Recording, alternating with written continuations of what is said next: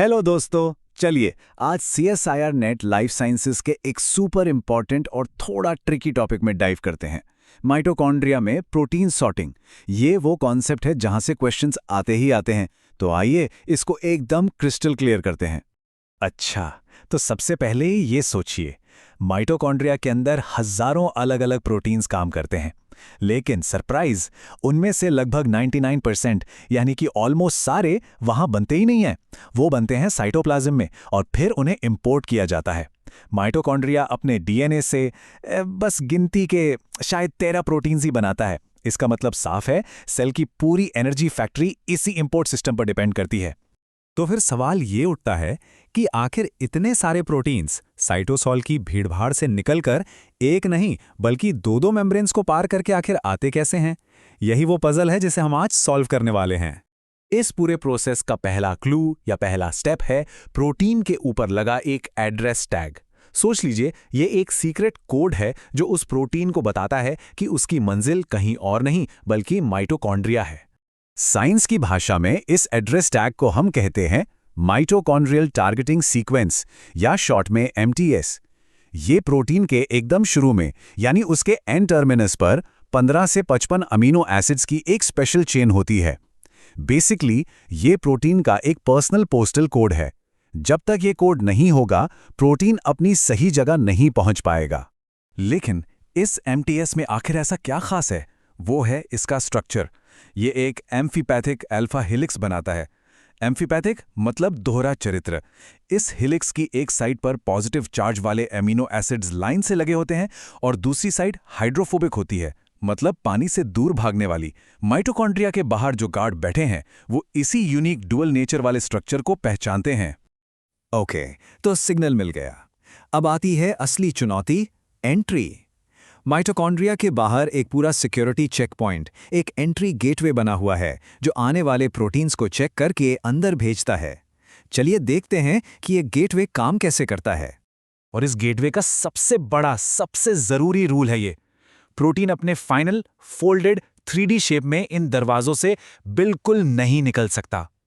सोच के देखिए, वो चैनल्स बहुत ही पतले होते हैं, इसलिए अंदर जाने के लिए प्रोटीन को पूरी तरह से अनफोल्ड होना पड़ता है, बिल्कुल एक सीधे धागे की तरह। यह पॉइंट एग्जाम के लिए बहुत बहुत इंपॉर्टेंट है। तो चलिए इस प्रोटीन के सफर को स्टेप बाय स्टेप फॉलो करते हैं। सबसे पहले साइटोसॉल में एक हेल्पर प्रोटीन है जिसका नाम है HSC70। वो इस प्रोटीन को पकड़कर अनफोल्ड रखता है।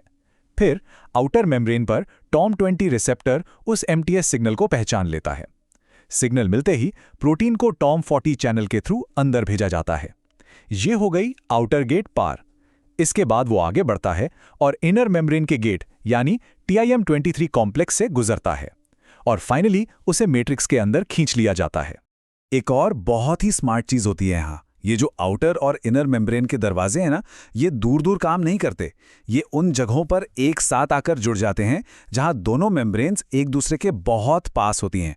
इन जगहों को कॉन्टैक्ट साइट्स कहते हैं। इससे फायदा ये होता है कि प्रोटीन एक गेट से निकलकर सीधे दूसरे में एंटर कर जाता है, बिना भटके, एकदम स्मूथ ट्रांसफर। अब इतना कॉम्प्लेक्स प्रोसेस अनफोल्ड करना, मेम्ब्रेन्स के थ्रू खींच के ले जाना, जाहिर है ये सब फ्री में तो नहीं होगा। इस पूरे काम में काफी एनर्जी लगती है। सवाल यह है कि ये एनर्जी आती कहां से है? पहली एनर्जी आती है साइटोसॉल में मौजूद ATP से। जो HSC70 हेल्पर प्रोटीन्स थे ना, वो इसी ATP को यूज करके प्रोटीन को अनफोल्ड स्टेट में बनाए रखते हैं ताकि वो एंट्री के लिए रेडी रहें। दूसरा एनर्जी सोर्स मिलता है माइटोकॉन्ड्रिया के अंदर, उसके मैट्रिक्स के अंदर। यहां भी ATP यूज होता है। मैट्रिक्स के अंदर मौजूद चैम्परोन्स ATP की पावर से प्रोटीन को अंदर की तरफ एक एक करके खींचते हैं, बिल्कुल एक रैचेट की तरह, जो चीजों को सिर्फ आगे बढ़ने देता है, पीछे नहीं। और अब आते हैं तीसरे और शायद सबसे क्रिटिकल एनर्जी सोर्स पर, द प्रोटॉन मोटिव फोर्स या PMF। बेसिकली ये इनर माइटोकॉन्ड्रियल मेम्ब्रेन के अक्रॉस एक इलेक्ट्रिकल चार्ज का डिफरेंस है। याद है, MTS पर पॉजिटिव चार्ज था और मेम्ब्रेन के अंदर नेगेटिव चार्ज होता है, तो बस ऑपोजिट चार्जेस अट्रैक्ट। ये इलेक्ट्रिकल फोर्स प्रोटीन को अंदर की तरफ खींचने में एक पावरफुल पुश का काम करता है। इस बात को बिल्कुल लॉक कर लीजिए। अगर प्रोटॉन मोटिव फोर्स नहीं है तो प्रोटीन इंपोर्ट नहीं होगा। भले ही वहां कितना भी एटीपी क्यों ना हो। PMF is non negotiable.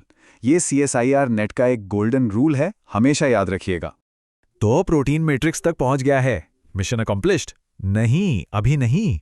अभी वो एक बेकार अनफोल्डेड धागा है। उसे अपने फाइनल वर्किंग फॉर्म में आना है। तो चलिए आखिरी कदम देखते हैं। मैट्रिक्स में एंटर करते ही दो इंपॉर्टेंट चीजें होती हैं। पहला, एक एंजाइम जिसका नाम है एमपीपी यानी मैट्रिक्स प्रोसेसिंग पेप्टिडेस, वो उस एड्रेस टैग MTS को काट कर अलग कर देता है।